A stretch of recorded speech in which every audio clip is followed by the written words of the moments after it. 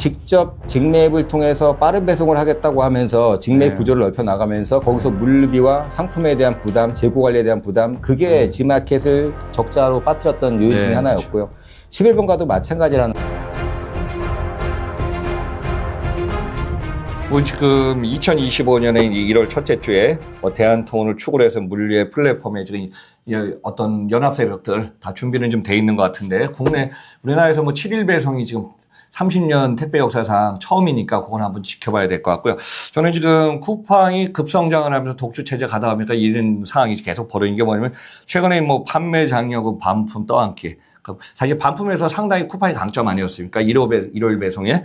근데 하다 보니까 물류 현장이 근로사의 과로사, 물론 이제 열심히 뛰어야 되니까 2회전, 3회전 하면서 이런 문제들이 계속 지금 브라움으로 나오고 있고요. 최근에 뭐 2023년 3월 29일 날 시작했던 로크의 크로스, 그 풀피멘트죠. 보관부터 피킹, 출고, 배송, 반품, 회수까지 다 하는데, 여기 이제 요일을 올려서 또 비용을 좀 올렸다는 얘기가 있고요. 작년부터 시작하면서 이제 쿠팡 CLS죠. 물류 영업, 딜리버리 서비스 하는 쿠팡의 그 영업소장들. 보니까 쿠팡의 뭐 CLS의 매출은 계속 올라가지만 영업이익을 올려야 되니까.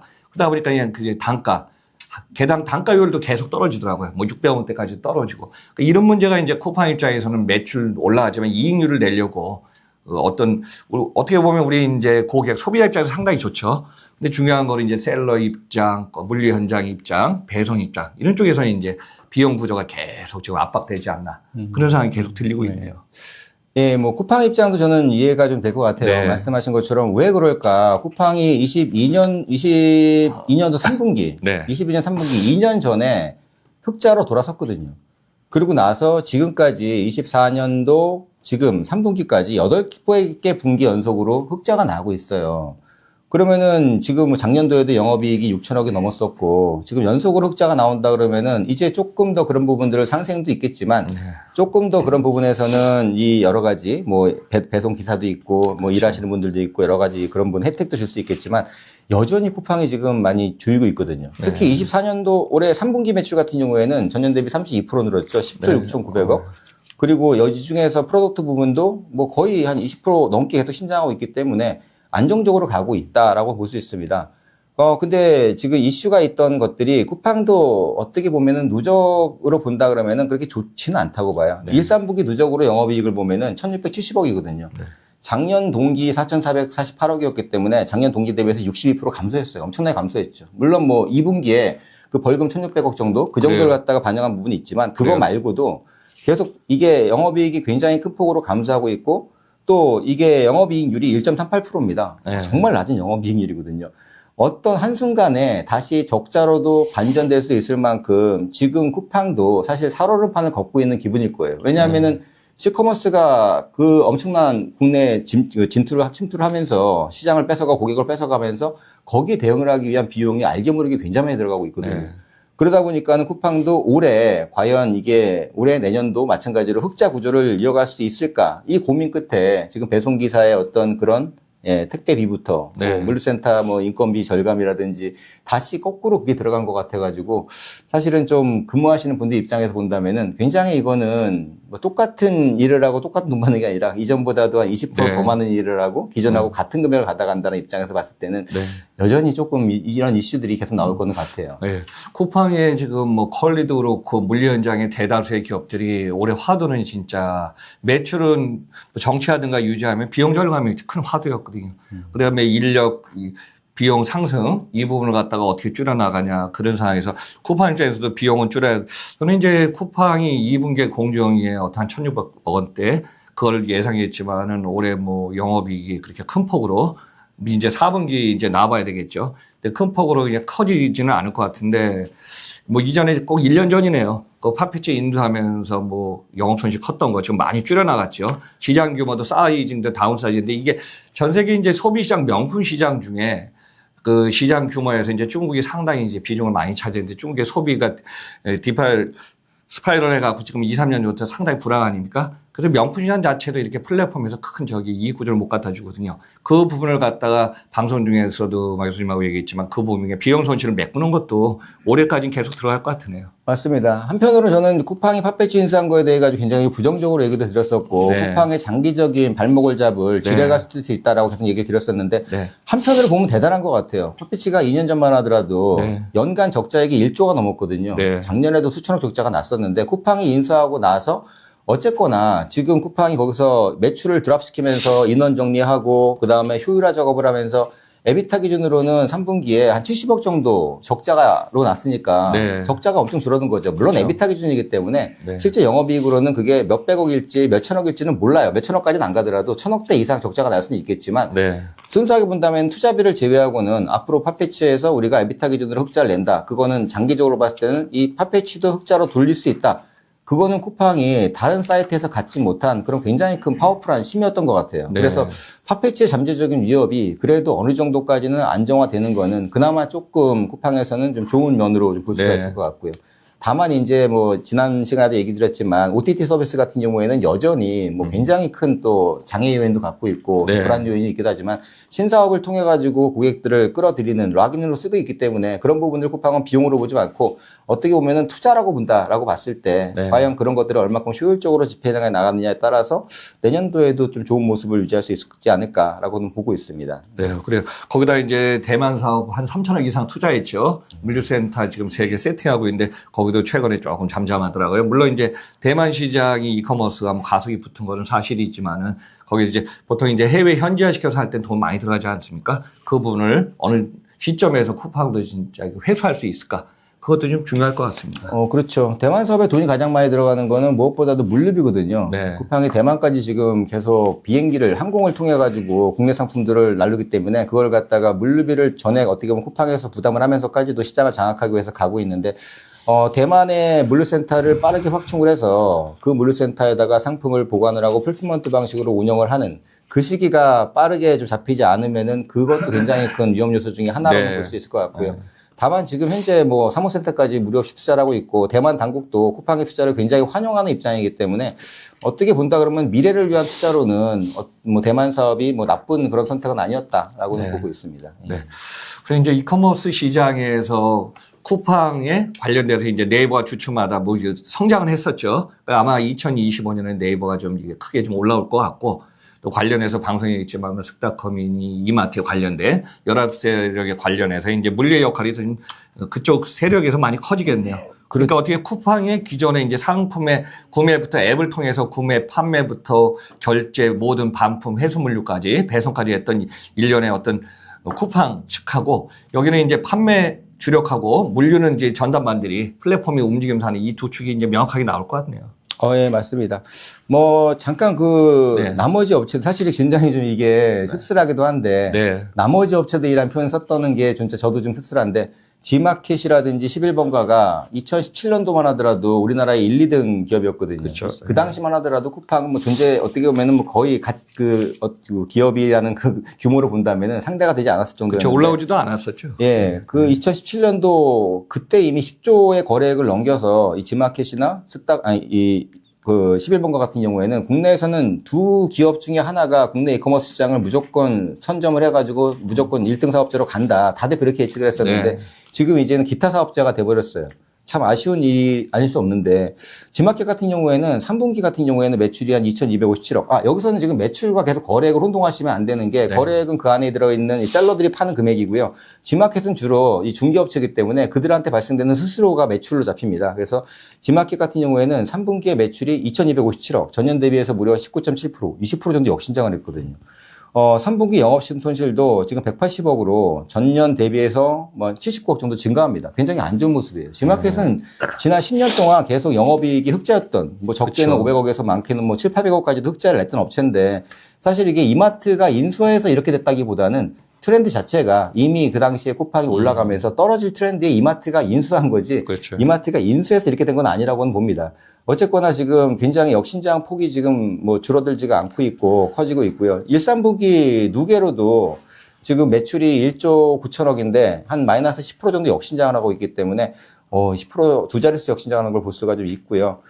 좀 안타까운 좀 모습을 좀 볼 수 있습니다. 다만 네. 지마켓이 최근에 이제 스타컴하고 이제 조인을 해서 같이 뭔가를 하나를 만들어 가겠다. 그래서 지마켓에는 새벽 배송을 팔고, 그 다음에 스타컴에는 지마켓에 있는 패션이라든지 그런 중전 상품들을 팔고, 그렇게 해서 하나로 만들어 가겠다라는 계획은 세우고 가고 있는데, 이게 조금 불안해 보입니다. 뭐 사이트가 두 개에서 그 사이트가 뭐 서로 그걸 뭐 여러 가지 나눠가지고 판다고 해가지고 매출이 올라갈 것 같지는 않거든요. 그게 롯데온도 그랬고, 이마트에 있는 그 쇼핑몰들을 합쳤을 때, 그래서 이마트 몰도 그랬고, 쇼핑몰들이 온라인 같은 경우에는 1+1은 2가 아니라 1+2는 그거보다 마이너스가 되는 경우가 거의 대부분이기 때문에 어떻게 보면은 빨리 이 이마트와 이마트에서는 스타컴과 지마켓의 성격을 좀 규정을 하고 선택과 집중을 할 수 있도록 해주든지 아니면은 정말 뭐 하나를 과감하게 뭔가 베팅을 할 수 있는 그런 정책이 아니면은 지금 뭐 이 스타컴도 굉장히 큰 적자가 나지 않습니까? 적자가 지금 몇 년 동안 5천억에 육박할 적자가 지금 누적되고 있고 계속 적자가 지금 쌓여가고 있는데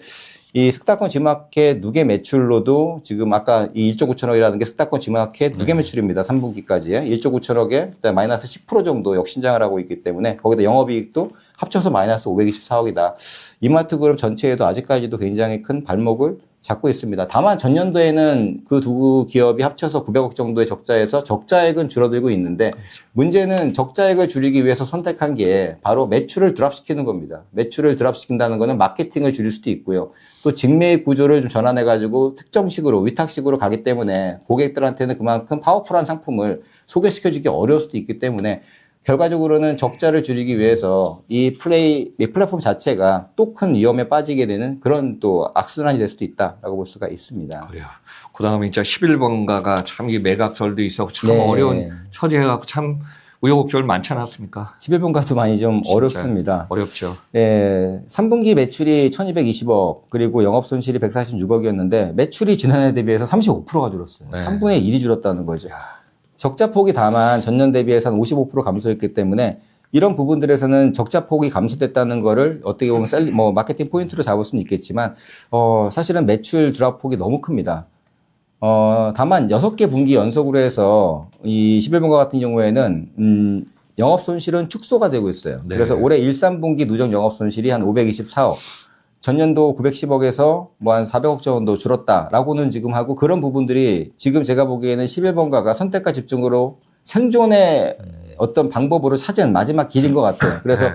매출이 3분의 1이 떨어지더라도 네. 어떻게 보면은 적자를 흑자로 빨리 전환을 시켜서 여기서 이런 투자자도 그렇고 여기서 뭐 여러 가지 본인들이 이제 생존할 수 있는 그런 길을 찾아 나가는 그런 길로 가고 있는 것 같습니다. 그래요. 그 전에 이제 매출 규모를 무조건 늘려서 또 영업이 손실이 나더라도 판을 크게 키우려고 하는 게 뭐 1년 전의 상황 아니었습니까? 근데 이제 뭐 2022년 하반기부터 스타트업들도 상당히 고전한 경우는 계속 투자받으면서 시리즈 A부터 B 가면서 계속 투자받아 확장했는데 이게 지금 다 멈춘 상황이고 이 금융 상황이 지금 아마 내년에도 좀 당분간은 갈 것 같아요. 이 상황이 영향이 있는 것 같습니다. 그렇죠. 그리고 기업 가치를 높게 2, 3년 전에 받았어도 현실에는 지금 기업 가치를 쉽게 안 주거든요. 그리고 거기다 매수를 안 하는 상황이니까 이런 부분이 이제 판을 크게 키우는 상황에서 지금 판을 축소하면서 영업 손실을 최대한 지금 방어하는 상황이 지금 되지 않나 이커머스 시장도 그렇게 보고 있습니다. 맞습니다. 네. 11번가는 뭐 3분기까지 누적 매출도 한 4,280억, 전년도 6천억이 넘었거든요. 전년 대비해서 한 29% 떨어졌는데 네. 24년도 마감하면은 7천억 밑으로 갈 것 같아요. 네. 이게 아마 처음으로 매출이 역신장하는 그 원전이 될 것 같다라는 생각도 하고 있고요.